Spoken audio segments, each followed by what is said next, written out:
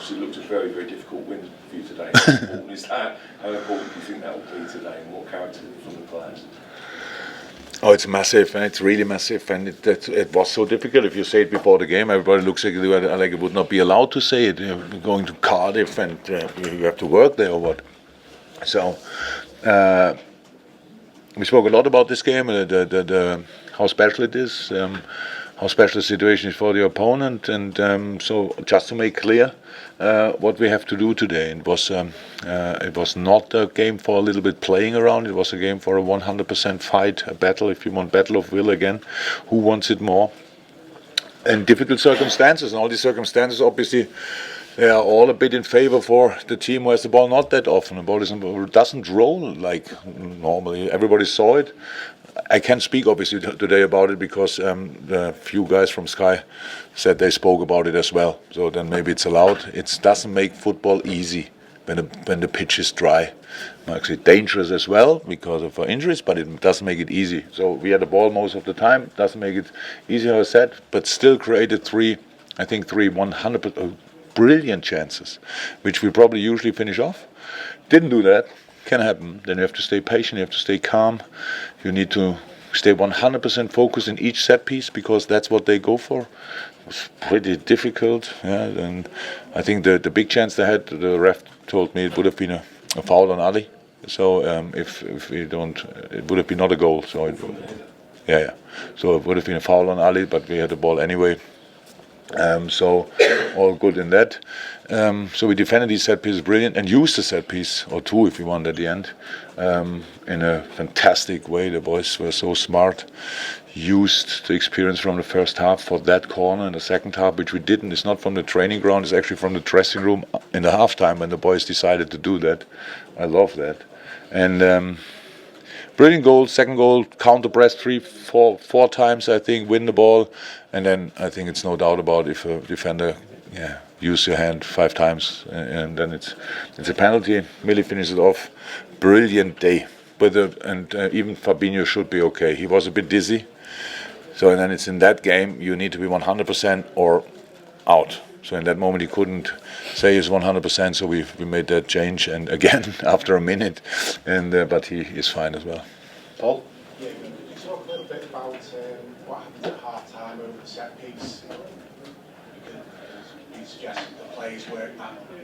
The goal, the players. Yeah, we had two.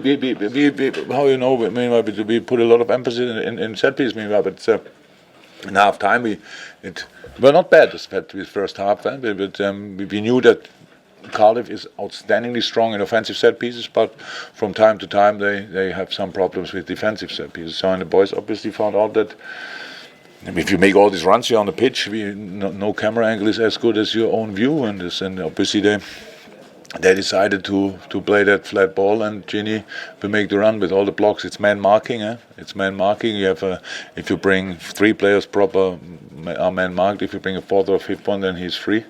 And obviously Ginny was free in that moment. But then still you have to hit that ball like this. A brilliant goal. I loved it. I think it's 20 goals from set pieces this season now, which is a big factor in the season. Yeah. We had to improve in it. We didn't really score a lot of goals in the past from this. So big compliment to all the boys involved in that. Analysts, Pete Kravitz put a lot of work in that and stuff like that. So in the end, the boys have to do it, and they like it. If it's successful, then you like everything. They will do pretty much everything. If somebody tells them you score more often. So. Do you like them taking that initiative? Yeah, it doesn't happen too often. But even more I like it. But of course, players talk to each other, and if you see that, and if we have 2 or 3 routines around set pieces, then it's about you try all of them, and then you figure out what caused them the most problems, and then you try that one again. And if you're not happy with all the things on that day, then you have to try something different. That's difficult on the pitch to decide because you need too many players being involved. It's like you take a proper time out and say, so now we do it like this, but half time is possible, and so they did it brilliant. I love it.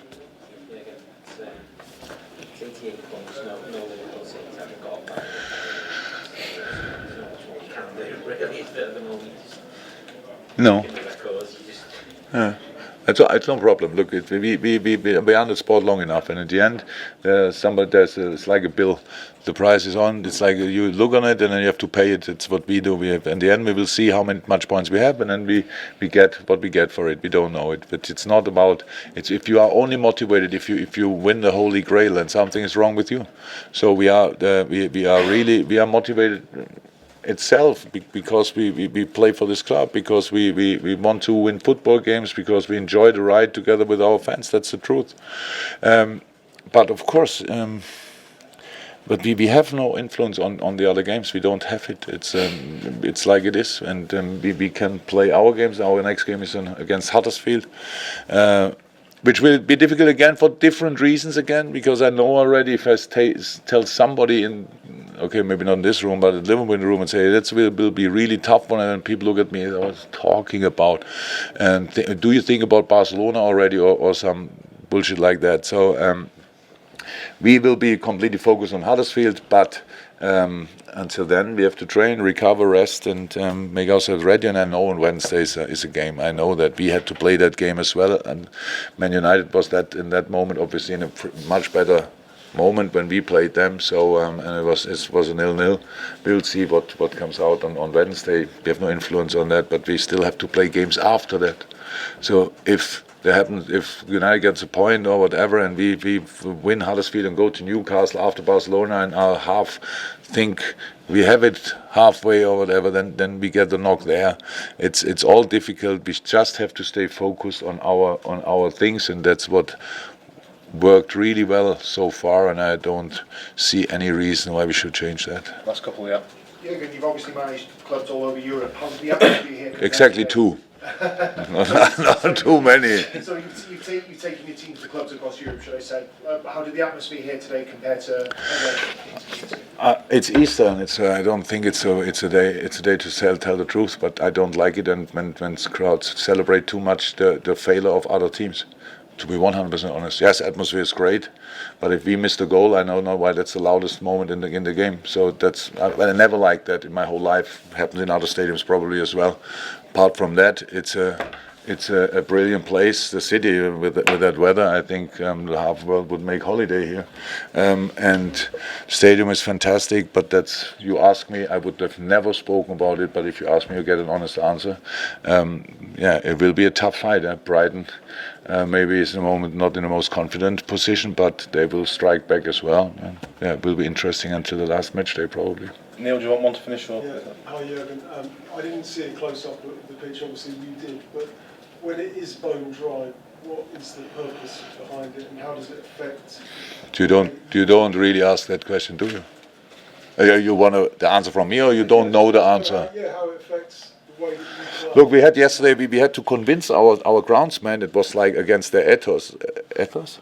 They didn't want to do it because they are too proud for that.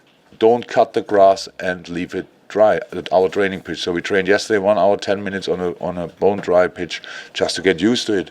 So it's I spoke about that last year when we played at West Brom, and people call me then a bad loser. I don't know even if we lost that day or had a draw. It's just football. Dry pitches are dangerous. It's for the players injury wise and stuff like that. You run and you stop in a moment when we are not used to it. That's how it is. It can happen a lot of things. So that's how it is.